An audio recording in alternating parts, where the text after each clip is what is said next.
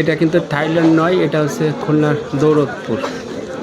আপনারা দেখতে পাচ্ছেন আমি আছি একটা রেল লাইনের উপরে দাঁড়িয়ে, আর দুই পাশে দেখতে পাচ্ছেন প্রচুর দোকানপাট, অস্থায়ী দোকানপাট সবগুলো। দেখেন এখানে কিছু লোক আছে কাঁচা বাজার ফলের দোকানে বসে আছে। তো এরকম একটা দোকান আমরা দেখতে পাই বা এরকম একটা মার্কেট দেখতে পাই আমরা হচ্ছে থাইল্যান্ডে, বিভিন্ন ভিডিওতে ফেসবুকে আমরা অনেকে দেখেছি।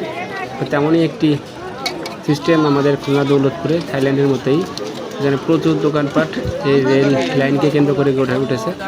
দেখেন এই যে দুইজন মহিলা, একজন ডিম নিয়ে একজন লাউ নিয়ে বসে আছে বিক্রি করতেছে এক রেল লাইনের উপরেই। তো দূরে দেখতে পাচ্ছেন আলো, যে কোনো সময় ট্রেন চলে আসবে, এবং ট্রেন আসার পর এরা গুছিয়ে নিচ্ছে কিছু কিছু মাল জিনিস যেগুলো নষ্ট হয়ে যাওয়ার মতো সরিয়ে নিচ্ছে। ট্রেন চলে যাওয়ার পর আবার সেইভাবে মার্কেট বসে পড়বে। দেখেন এই যে বাঁশি দিয়ে সবাইকে সরিয়ে দিচ্ছে। দেখেন এই যে সুন্দর মার্কেট, এবং মার্কেটের পাশ দিয়ে এখনই চলে যাবে সভাপতিতে সুন্দরবন এক্সপ্রেস।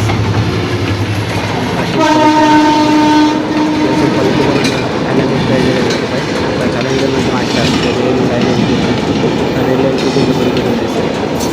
তেমন একটি মার্কেট ছবিটা আমরা আগে দেখলাম। আপনাদের ভালো লাগলো, পাশে থাকবেন এবং কেমন লাগলো কমেন্ট করে জানাবেন।